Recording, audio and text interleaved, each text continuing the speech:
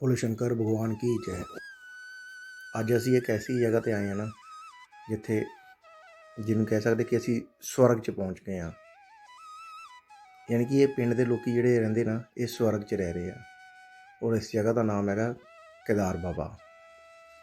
ਇਹ ਉੱਤਰਾਖੰਡ ਵਿੱਚ ਆ। ਅਤੇ ਕੇਦਾਰਨਾਥ ਦੇ ਜਿਹੜੇ ਪ੍ਰਥਮ ਦਰਸ਼ਨ ਆ, ਪਹਿਲਾ ਪੜਾਅ ਆ, ਉਹ ਕੇਦਾਰ ਬਾਬਾ ਜੀ ਇਸ ਜਗ੍ਹਾ 'ਤੇ ਦਰਸ਼ਨ ਹੁੰਦੇ ਆ।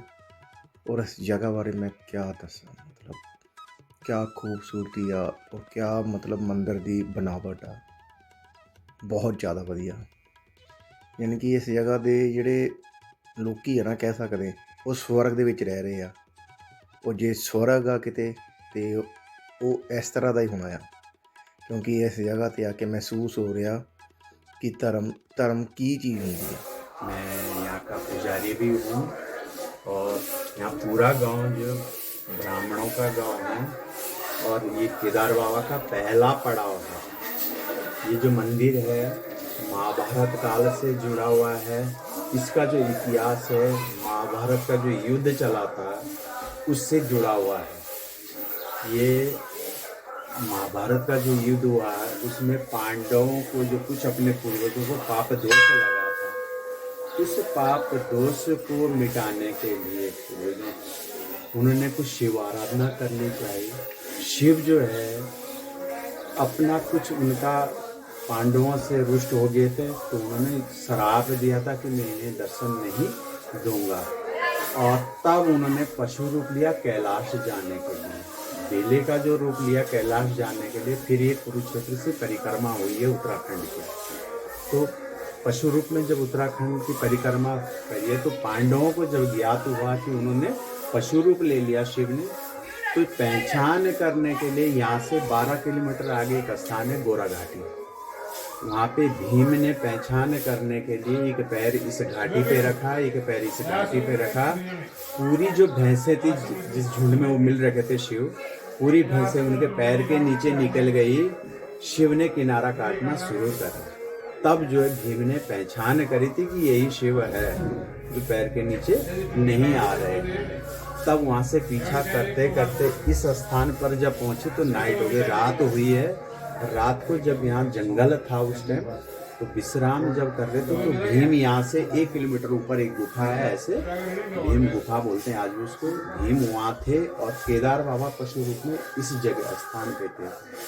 थकान पे रात को जो थकान पे पशु की जो लार निकली, लार टपकी है मलमूत्र का, उसका शिवलिंग की स्थापना यहाँ हुई। उसकी शिला जो बनी है वो पारदर्शी शिवलिंग यहाँ पे है।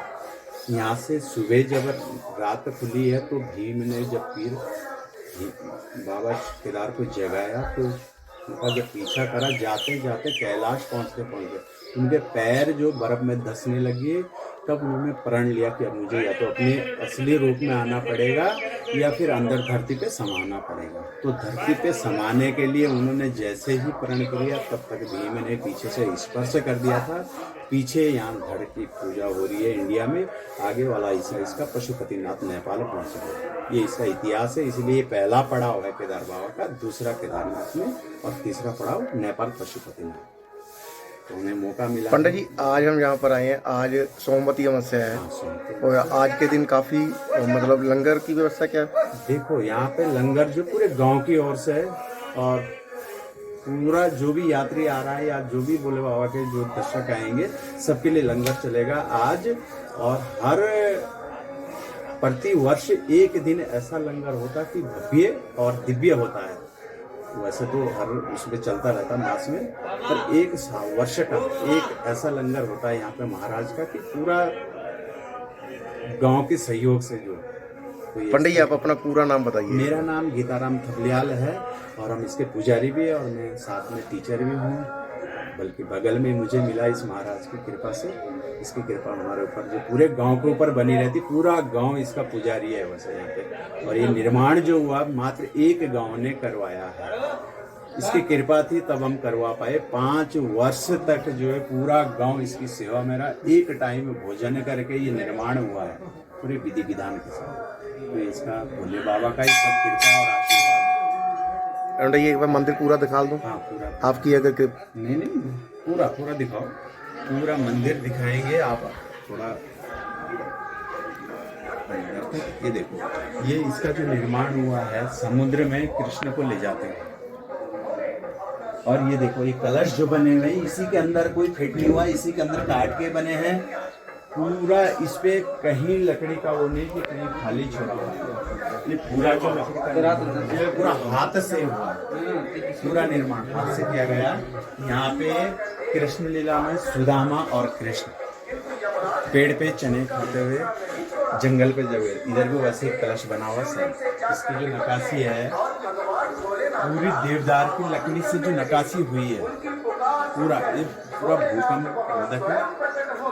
8 तीव्रता का भूकंप भी आएगा तब भी ये मंदिर हिले नहीं सकता, क्योंकि प्रयक का कोई निर्माण नहीं हुआ इसमें। लकड़ी का ही पूरा जोड़ है, और ऐसा जोड़ है जो आज से 100 साल पहले भी नहीं होता था। कई 100 साल पहले के जो टेक्निक है उससे बना हुआ है ये मंदिर। इसका एक एक पिलर, 32 पिलर मंदिर पे लगा, एक एक पिलर जो अलग अलग मिस्त्रियों ने निर्माण करा, ऐसा लग रहा है जैसे एक ही ठप्पे में बना हुआ।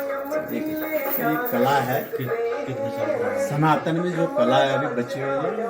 ये मंदिर तो इतिहास तो काफी पुराना है, बहुत पुराना इतिहास है। ये महाभारत काल से जुड़ा हुआ है। इसका जो इतिहास है 500-600 साल पुराना है। बहुत, मतलब आप स्वर्ग में हो पंडा जी इस वक्त, यानी कि बोलते ना कि स्वर्ग में जाना, लेकिन आप तो स्वर्ग में ही बैठे हो, स्वर्ग में बैठे हो आप। नहीं तो आज तो भागम भागा है कि सही बात है। तो ये इसके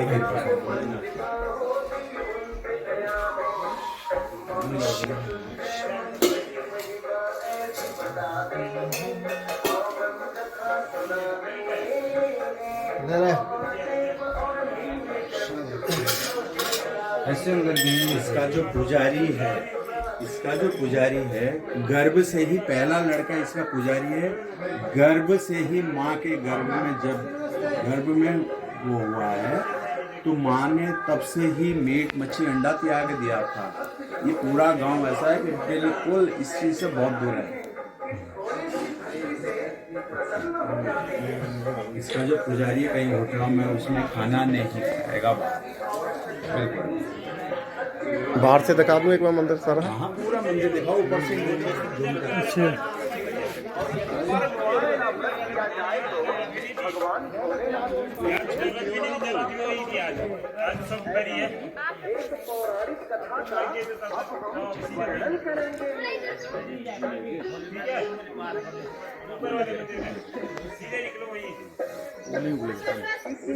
ये लाइट